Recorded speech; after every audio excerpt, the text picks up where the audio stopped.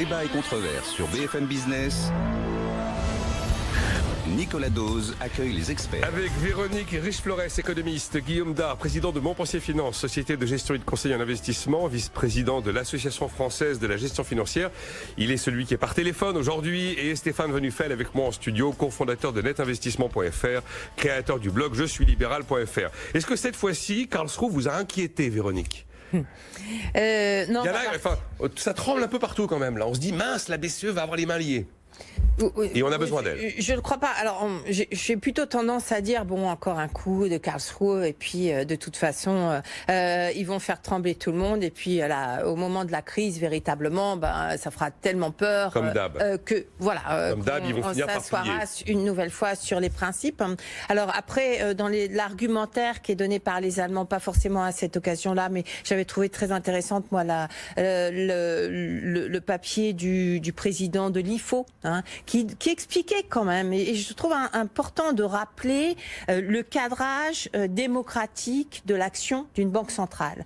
Et finalement, on se dit, les Allemands nous disent, une fois que la décision politique sera prise de faire telle et telle action par exemple la Commission européenne, la Banque centrale européenne, ce sera son rôle de financer et de faire, effectivement, de servir la cause d'une politique décidée démocratiquement. Ah oui, mais là, c'est plus une banque centrale totalement indépendante, comme on avait là, effectivement, je pense que, effectivement, aujourd'hui, les Allemands sont révulsés. Ils voient une banque centrale qui prend tout pouvoir, quelque part, et qui intervient avec des conséquences économiques réelles. Alors, bien évidemment, on souligne pour le cadre de vie des Allemands, mais il y a un argument quand même, je trouve intéressant, à un moment donné où partout dans le monde, on voit qu'effectivement, le pouvoir politique est en train d'être pris par les banques centrales. Quand on parle d'hélicoptère-monnaie, on peut s'interroger, effectivement, mais que devient le pouvoir plus de la politique monétaire, c'est de la politique, des élus. Donc, il y a une vraie question. Est-ce que ça m'inquiète plus que ça? Pour l'instant, non, mais il est évident que cette intervention, enfin, cette décision,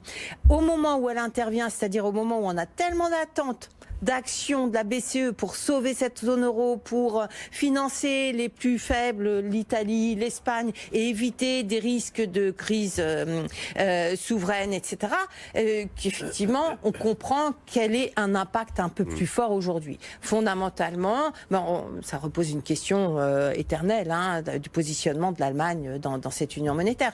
Mais je ne suis pas plus inquiète que ça pour l'instant. Je me souviens, vous connaissez Markus Kaber, ce professeur et fiscaliste allemand qui a déjà plaidé devant la cour de Karlsruhe contre la BCE. Il est très hostile à la politique de la BCE. Il m'avait dit, ne sous-estimez pas la patience des Allemands. Et Guillaume Dard, votre position par rapport à ça, sachant que je rappelle que dans 3 mois, si la BCE n'a pas fait la liste précise des avantages et inconvénients de sa politique monétaire, la cour de Karlsruhe menace, cette fois-ci, juridiquement, d'exclure la Bundesbank de l'eurosystème. Ma position, là aussi, elle dépend de l'horizon de temps qu'on regarde. À court terme, comme vient de le dire Véronique, il n'y a pas une grande inquiétude. Non. C'est d'ailleurs la position de mon collègue Wilfried Galland, qui a écrit un bon papier sur la BCE de Christine Lagarde reste inébranlable. Et ça veut dire qu'il y a eu une réaction, un front commun des Européens, de Ursula von Leyen et des différents commissaires, ainsi que des différents présidents d'États européens ou chefs de gouvernement, disant ça n'est pas à un pays de faire la juridiction d'une entité européenne. Bon, donc à court terme, pas de gros problèmes. Mais à long terme, et je reviens un peu sur le propos de Stéphane tout à l'heure sur le Japon, c'est extrêmement intéressant ce qu'il a dit, parce que qu'est-ce qui fait la monnaie? On a dit c'est la confiance. Oui. Donc les Japonais, à tort ou à raison, mais enfin ils ont confiance dans leur gouvernement, dans l'empereur, dans le Japon éternel. Les Japonais sont prêts, on le sait, à des sacrifices incroyables. On n'a pas besoin de revenir au moment des kamikazes. Les Argentins, ils n'ont aucune confiance dans leur gouvernement. Et donc ils n'ont aucune confiance dans leur monnaie, et c'est pour ça qu'ils utilisaient du dollar. Et on va prendre un autre pays où il y a une situation tragique en ce moment, qui est le Liban. Les Libanais n'avaient pas confiance dans la livre libanaise. Comme les Argentins, ils avaient du dollar. et ce système a tenu un certain temps et ne tient plus en ce moment. Donc, la monnaie, c'est une confiance collective. Pour revenir à la Le jour où situation un Français européenne... se barde de dollars parce qu'il n'a plus confiance dans l'euro, ce sera quand même un peu inquiétant. Ou un Allemand. Allez-y Guillaume, allez-y, excusez-moi. Ils l'ont fait, les Français, Nicolas, dans Oui, l'histoire. oui. Il y a eu de nombreux moments où les Français n'avaient aucune confiance dans leur monnaie. On a eu des dévaluations très significatives. Qu'est-ce qui fait que les Français ont confiance dans la monnaie? Eh bien, c'est parce que cette monnaie, elle est européenne et on est associé avec qui? Avec les Allemands. Donc, les Allemands, ils expriment, comme l'a bien dit Véronique, ils sont révulsés. Je pense qu'une partie de l'opinion publique allemande est révulsée par ce qui est en train de se produire. Ils n'ont aucune envie que leur épargne, sans leur accord démocratique, soit transférée aux pays du sud de l'Europe, la Grèce, l'Italie, l'Espagne, la France. Et donc, à long terme, c'est inquiétant parce que l'Allemagne, elle ne sait pas vraiment si elle a confiance dans ses partenaires. Alors, Stéphane Bonufel, après, pour terminer, clore le tour de table, et puis Véronique voulait réagir, je crois. Promis, je fais court sur l'Allemagne parce que moi, quand j'entends des choses comme ça me rend dingue. Des choses comment? Comme quoi? Voilà, tout ça. On avait eu on avait eu avec Marcus, que je trouve brillant dans ses raisonnements et que j'adore écouter parce qu'en plus, il parle ce français absolument parfait. Mais alors, ça va quoi. Les Allemands, à un moment donné, c'est simple quand même de comprendre qu'il y a un moment donné, la BCE, elle a été créée et finalement, c'est un petit peu ce que le président Mitterrand a fait comme concession aux Allemands. La BCE, elle a été créée sur le principe un peu des raisonnements allemands pour le Deutschmark à l'époque. Oui, donc en fait, on a toujours dit c'est un clone de la Bouddha. Il faut qu'on le dise. Et là, c'est pas le français franchouillard qui se lève contre l'allemand. Non, c'est juste de dire à un moment donné, les mecs, moi j'entends la cour de Karlsruhe, elle fait son boulot comme en 2011. Elle fait son boulot. Elle dit juridiquement, il y a un problème, il y a confrontation, on est en train de passer au-dessus des traités, etc.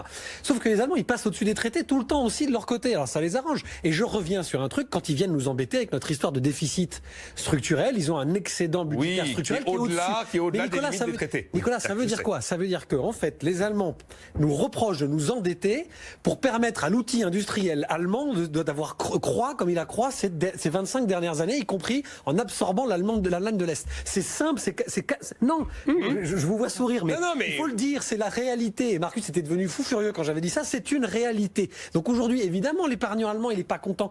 Parce qu'évidemment, l'épargnant allemand, il doit soutenir son client. C'est-à-dire qu'aujourd'hui, il doit faire des concessions. Et ce qui est dur, c'est que ça revient sur le peuple allemand. J'ai rien contre le peuple allemand. Et évidemment, il n'est pas content.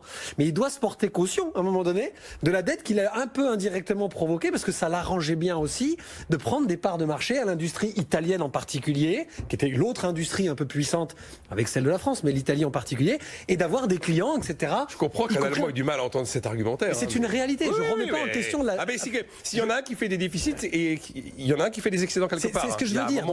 Et on revient sur ce que disait Guillaume. C'est-à-dire qu'en fait, aujourd'hui, la confiance, elle n'est pas est-ce que les Allemands ont confiance dans la BCE ou les Français ont confiance. C'est est-ce que les Allemands ont confiance dans les Italiens dans les Allemands, les Français dans les Allemands. Eh ben non. Et tout le sujet des 60 ans de l'existence de l'Europe, il est là. Pas trop. Non, mais les patrons, ils arrivent à s'entendre entre eux, je trouve. Les discours des grands patrons allemands, italiens, espagnols, français, je les trouve beaucoup plus cohérents que les pouvoirs publics. Ils veulent des subventions pour les États, ils veulent des eurobonds, ils veulent de la dette. Ça les dérange pas. C'est juste qu'ils sont tous assez d'accord quand il faut que ce soit à un moment donné la BCE qui paye. Véronique, vous vouliez réagir, je crois, à ce que disait Guillaume tout à l'heure.